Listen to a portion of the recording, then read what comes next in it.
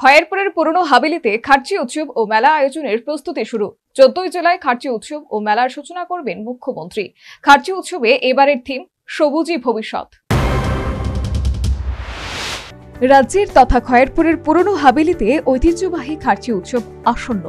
আগামী 14 জুলাই থেকে শুরু হচ্ছে ঐতিহ্যমণ্ডিত খার্চি উৎসব ও মেলা।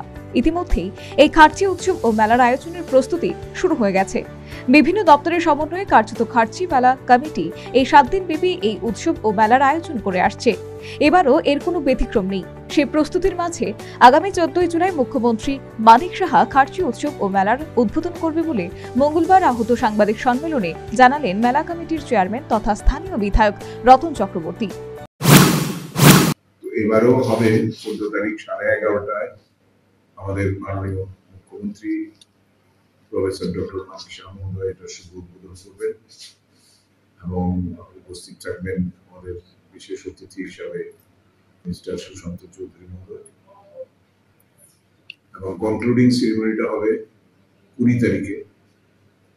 20 তারিখ সন্ধ্যার দিকে হবে। টাইমটা এখনো ফিক্স আমরা করিনি। আরেকটা মিটিং আমাদের মেলা কমিটির হবে। তো জেনারেলি 6:30-7টার দিকে সন্ধ্যায় হয়। তো সেখানেও উপস্থিত থাকবেন আমাদের রতনলাল নাথ মহোদয় মাননীয় মন্ত্রী, থাকবেন শ্রী অনিমেষ দেব বর্মা মাননীয় মন্ত্রী এবং আরো একজনকে আমরা চেষ্টা করছি। যেহেতু সংসদ আছে, যদি হয় তাহলে আমরা পরবর্তী সময় আপনাদের জানিয়ে দেব। প্রাসঙ্গিকতার বিষয়ে উল্লেখ করে এবারের খার্চি উৎসব ও মেলার থিম সবুজই উৎসব এবং পূর্ণার্থী ও দর্শনার্থীদের মধ্যে এবার গাছের চারা বিতরণ করা হবে বলে জানালেন বিধায়ক রতন চক্রবর্তী। এবারে থিমটা করেছি সবুজই ভবিষ্যৎ, কারণ আগামী দিন যদি পৃথিবী বাঁচতে হয় তাহলে তার ইকোলজিক্যাল ব্যালেন্স, প্রাকৃতিক ভারসাম্য রক্ষা করতে হবে। এটা অত্যন্ত প্রাসঙ্গিক একটা থিম আমরা করেছি এবং আমাদের ইচ্ছা আছে, চেষ্টা করছি আমরা 15,000 আমরা চারা, গাছের চারা আমরা পুণ্যার্থী এবং দর্শনার্থীদের মধ্যে আমরা বিতরণ করব। এটা আলাদা একটা অ্যারেঞ্জমেন্ট আমাদের করার চেষ্টা হচ্ছে।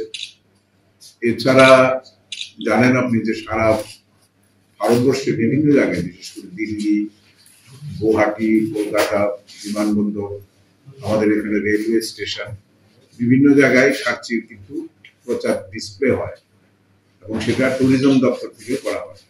এবারও ট্যুরিজম দপ্তরের সঙ্গে আলোচনা হয়েছে যে তারা সেই দায়িত্বটা নেবে এবং অলরেডি খার্চি উৎসব ও মেলায় 7 দিন ব্যাপী এবারও বর্ণময় সাংস্কৃতিক অনুষ্ঠান থাকবে বলেও রতন চক্রবর্তী সাংবাদিকদের জানিয়েছেন। এছাড়া সংশ্লিষ্ট বিধানসভা এলাকার কৃতি মেধাবী ছাত্রছাত্রীদের পাশাপাশি দিব্যাঙ্গ শিশুদের খার্চি উৎসব ও মেলা চলাকালে সংবর্ধনা জ্ঞাপন করা হবে বলেও তিনি জানিয়েছেন। তবে বৃষ্টির আশঙ্কার কথা জানিয়ে আংশিক চিন্তা ব্যক্ত করলেন বিধায়ক Ratan Chakraborty. Bureau report, news vanguard.